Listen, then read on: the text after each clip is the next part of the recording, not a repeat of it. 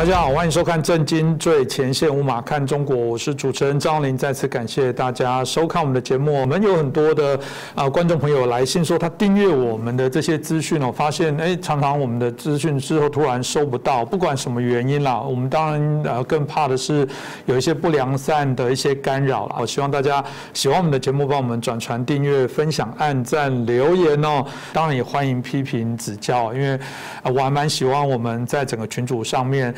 这些讨论，因为我认为有许多人他也从不同的角度跟观点，如果是良善的讨论，我觉得我们都愿意去了解，然后我们甚至把大家期待的一些问题，我们也可以把它汇整起来，来请教我们所邀请的来宾哦。我们希望这节目越来越好，那你们的支持、你们的鼓励，当然就是我们最好、最大的一个动力哦。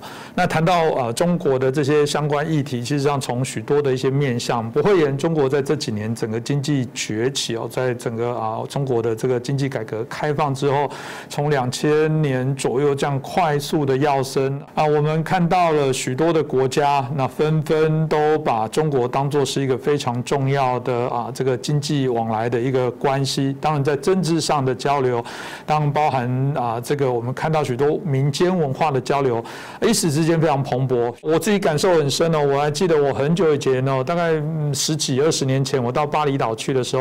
大概还是以英文的这个标示为主。我记得在2、3年前再去，都有中文了，全部从机场进去都有。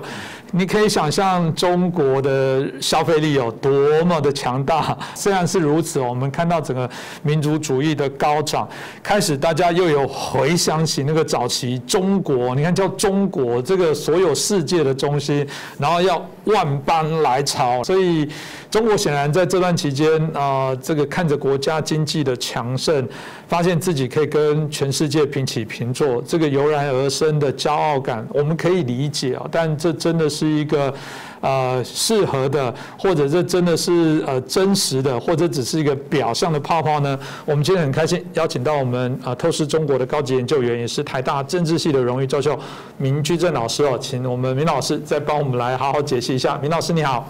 主持人宏林兄好，各位观众朋友们大家好。是老师有过去其实节目当中有提到这个天朝体系，然后我觉得大家当然对这部分来讲都有许多讨论。其实也有很多人做这个研究，到现在我看到学术上还是有这种朝贡的这种中国对于这些包含我们过去许多学者对这一个部分的论述，我觉得非常有趣所以老师要不要谈一下什么叫天朝体系？你刚刚有几个字形容很好，叫万邦来朝嘛，这就是过去我们常讲的话。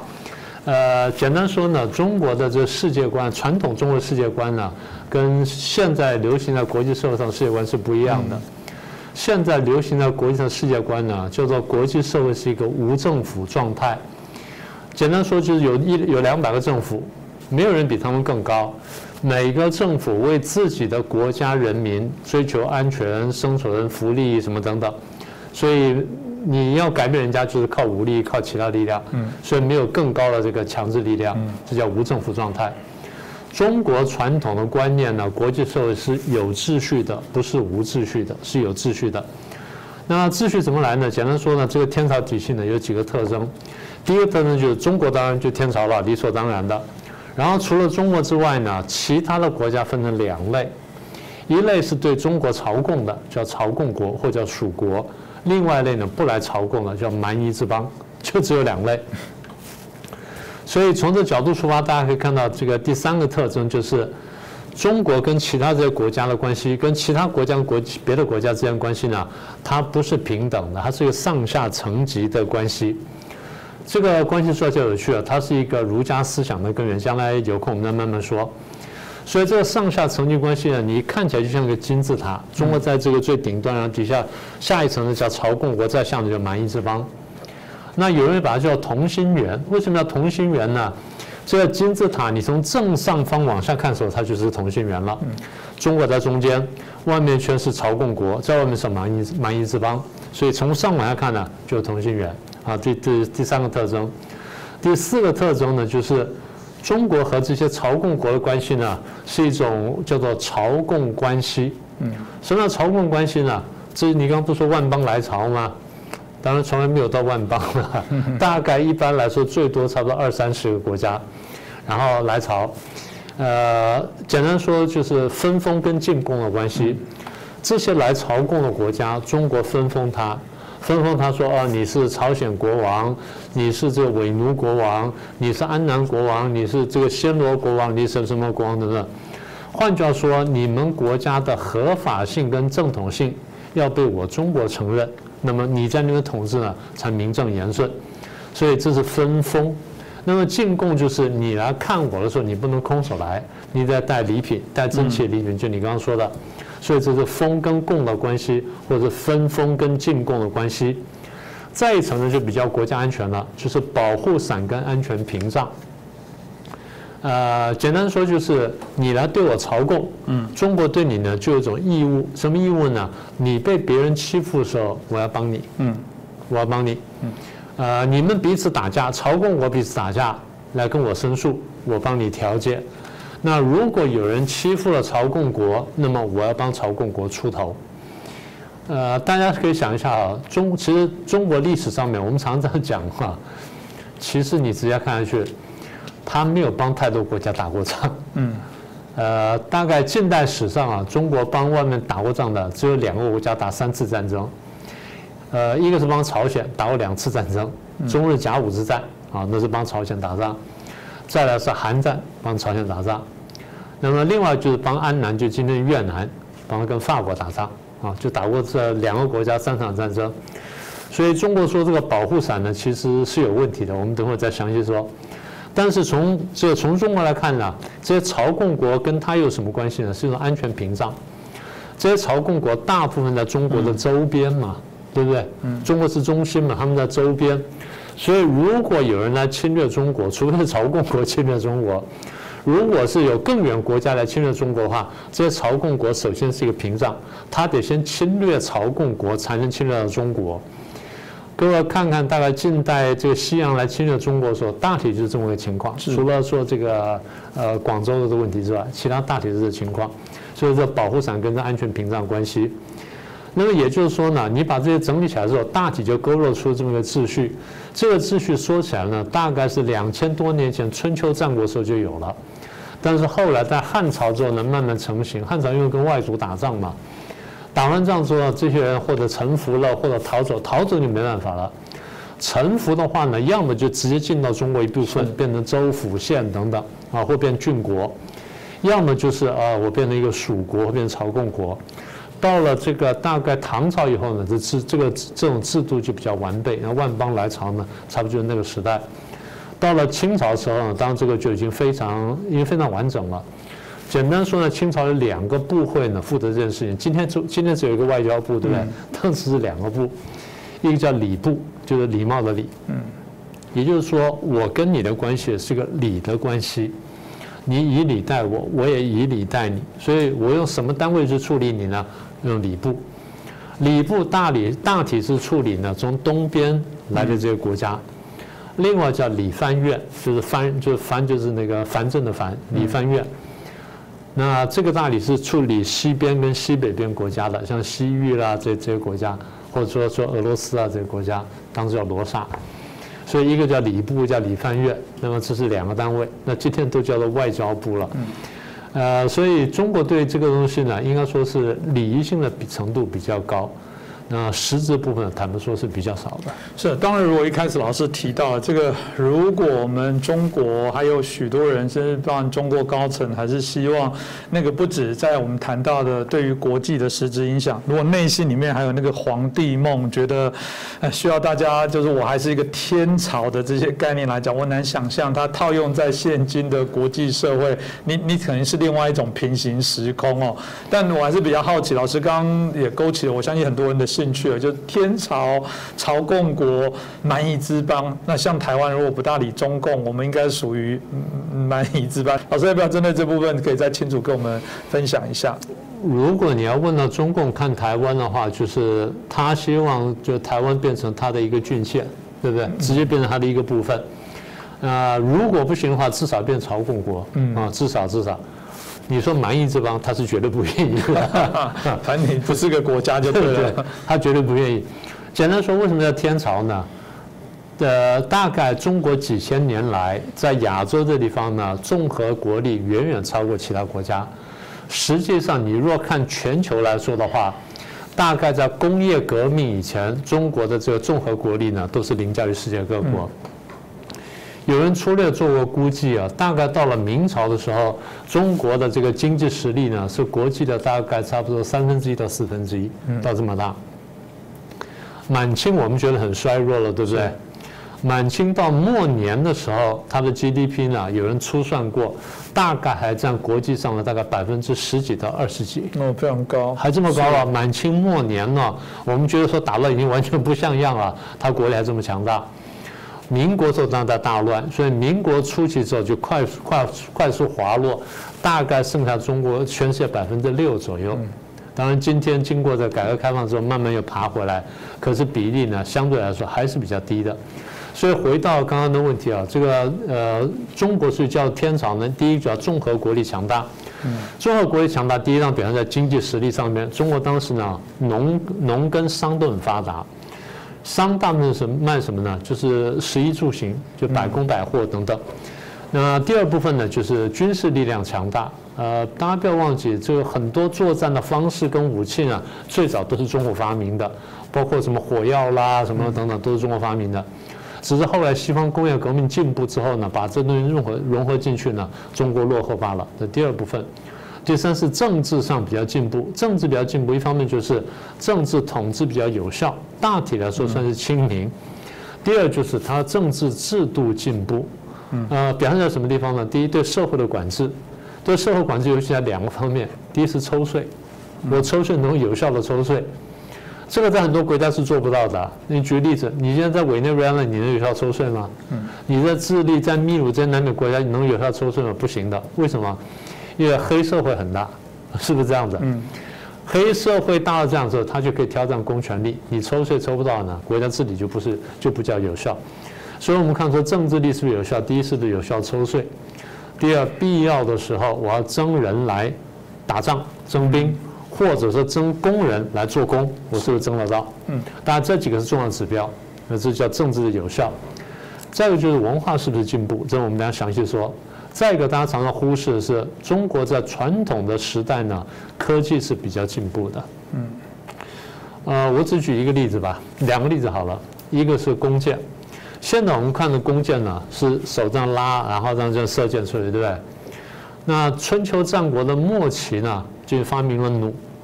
弩呢是一种大概这种半机械的弓，手是拉不动，男人的手都拉不开那个弩的弦。男人拉弓啊，要用脚去拉弓，因为脚的力量比手大，用脚拉弓，脚把那弓弦拉开之后固定了，然后上来再上箭。弩箭的这个威力是很大的。弓箭一般来说呢，简单说大概射100公尺左右，就到强弩之末了。弩箭呢可以射到300步，所以当时的长兵器是弩箭。然后这第一个，第二就是铁，炼铁。不是每个国家都能够炼铁的哈，大家要知道。第一，你不知道铁矿的，不知道铁这个东西；第二，你没有铁矿；第三，你烧不出那种温度出来。不要以为炼铁很容易，炼铁至少烧到700度，一般的木材怎么烧不到700度的了？除非很特别的东西。通常什么呢？焦炭，焦炭才烧到700度。所以这是第二个这个例子。第三个例子呢，我们有机会再说历法，天文历法。历法就是地球跟太阳跟月亮的关系，就是我们的运动到什么地步，不是每个民族都能够观察到这个东西。因为这个历法为什么重要呢？历法准确之后呢，你才好农耕嘛，你才晓得说什么时候播种，什么时候秋收，什么等等嘛。你这个历法就是说你要晓得地球跟旁边的这些星球的关系之后运行到哪里，然后气候如何变化，所以这就是很重要的这个科技的表现。这是中国之所以领先的这个关键原因。那什么叫朝贡国呢？臣服于中国，愿意接受中国这些教化的，这个叫做朝贡国。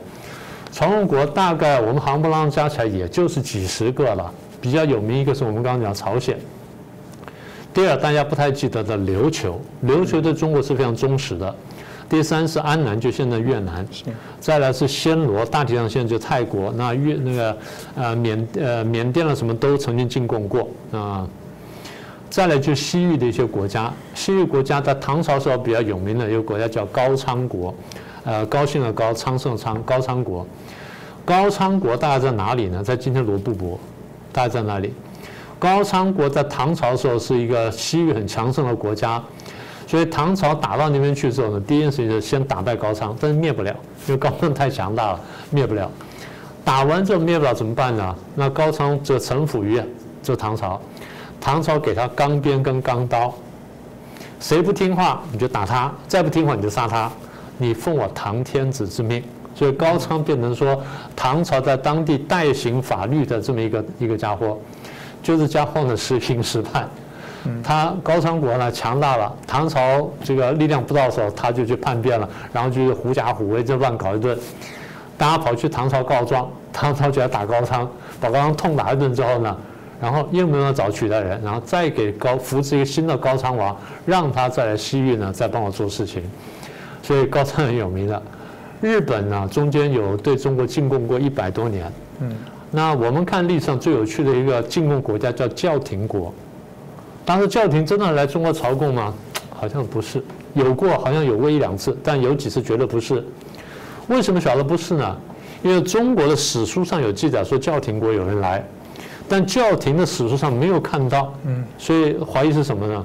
怀疑是有西方商人知道有这件事情之后，然后假装成这个教廷国使者，然后假装学会跪拜之后，来到中国进贡东西，然后得到皇帝的赏赐，去卖赏赐，他是来做生意的。教廷国呢出现过几次，那其他就是从来不来的，或者偶尔来，然后爱来不来的，那些叫蛮夷之邦。简单说，从中国来看叫蓝眉毛绿眼睛了，是这么回事儿。是这个，大概老师这样讲，我觉得也可以把天朝、朝贡国这蛮夷之邦的部分，大家在历史上有一个简单的概念了。那我刚刚也提到了，其实看起来我觉得在谈到这个天朝体系的部分很重要，就是有上下层级的关系哦。这显然也是我觉得中国人民念念不忘的那个有一天重登这个世界的中心哦。老师要不要谈一谈上下层级的部分呢？这个说起来比较有趣啊，它是一个儒家的观念。我刚刚讲我说，儒家呢，我们不是讲说儒家出于人性吗？可是儒家在社会上他观察到一点很有趣的东西，就是人跟人关系呢不是太平等的。他看见这个人不是有5伦吗？父子、君臣、父子、夫妇、兄弟、朋友吗？大概前4伦都是不平等的，对不对？君臣、父子、夫妇、兄弟，在传统中国社会是不平等的。当然，大家现在听到夫妇，可能觉得说，哎，怎么不平等？当时真的不平等，当时比较平等是朋友，这一轮比较平等。所以简单说，儒家的社会观跟人际观呢，是一个上下尊卑的，是一个层级的观念。当中国人受这套想法这么几千年下来之后呢，他去看外国的时候呢，不自觉也把这个层级观念带进去，他却没有把朋友这层呢摆到国家之间去，这是比较奇怪的地方。所以西方有些学者后来注意到说，中国人好像传统上不会平等对待人，要么就把别的国家看得太低，等到他不如人，他就把别的国家看得太高，所以不会平等对待人。我记得我们上集不是讲说习近平说不会要平视吗？简单说就是他希望表面上说我希望平等跟人家对待，但是他想俯视人家，他想回到内层上去。那当然这个又跟中国这100-200年来跟帝国主义的战争经验很有关系。从鸦片战争到英法联军的，一直到八国联军打下来呢，中国打赢的没有几次，打输的多，打赢的少。所以简单说呢，这种不平等的观念呢，在中国心中呢是基本上说深植人心吧。是，如果听老师这样谈，我对应成我们之前在讨论一些什么战狼的外交啊等等，然后虽然现在要变成可爱外交，怎么去改？我觉得显然中共对于那个天朝体系的想象，那也不只是民众民族心油然希望中国重回列强，被看见、被尊重。我觉得连中国的外交行为，事实上都想要朝向天朝体系这样的方法来走，所以看起来想要透过他们现在政治经济的实力，包含建构一个强大的军队，让大家从经济上服我，经济上不服我，我在政治在军事上就打你。老师他们是这样想吗？对，大体这样想。那我还是回到刚刚讲说另外的特点，叫中国中心论哈。他们现在你刚刚讲的就是勾勒出他的中国中心嘛。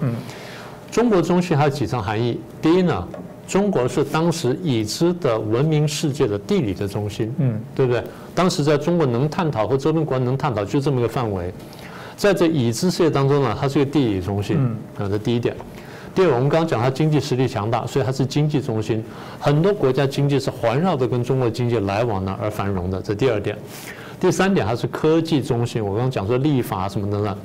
第四呢，它又是经济跟军事中心，但我觉得第五点更重要，它是个文化中心。中国为什么是个文化中心呢？简单说，就中国的儒家文化比周边的国家呢的文化层次来得高，这第一点，大家也都看见了。第二点呢，大家想跟中国学，所以后来中国就说，那这样可以，我让你们学，怎么学呢？你不是来进贡吗？我赏赐给你。大家以为什么赏赐什么绫罗绸缎啊、金银珠宝，这些都有。中国最看重就是我要不要赏赐你四书五经。中国不是对每个国家赏赐四书五经的，他对日本赏赐四书五经，对朝鲜赏赐四书五经，对安南赏赐过，而且他有两种赏赐法。第一种是只许这个皇帝读，只许这个国王读，就是琉球国王可以读，日本国王可以读，然后安南国王可以读，但是一般人不许读。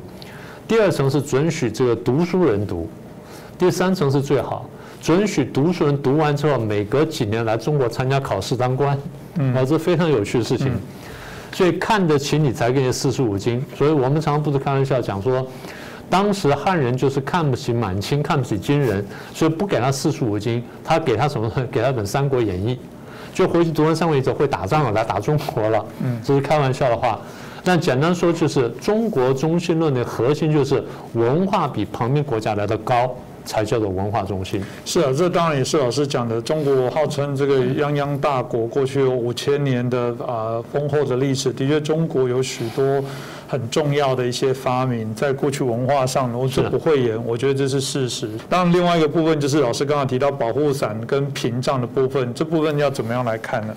我们刚刚不说嘛，从中国来看，就这些进攻朝鲜国都在旁边，所以如果有人侵略我的话呢，会先打到这个国家，或这些国家会先示警，那我就去帮他，然后就从而挡住他，这是屏障的观念。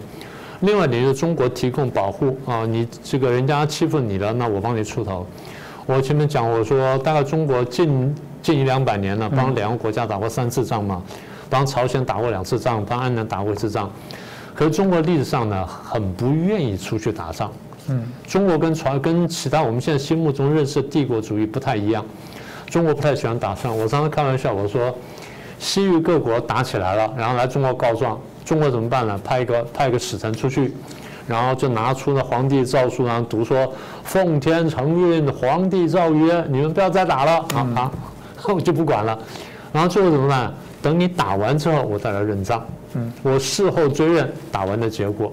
所以中国在过去提供保护方面来说，坦白说比较是这个口惠而实不至。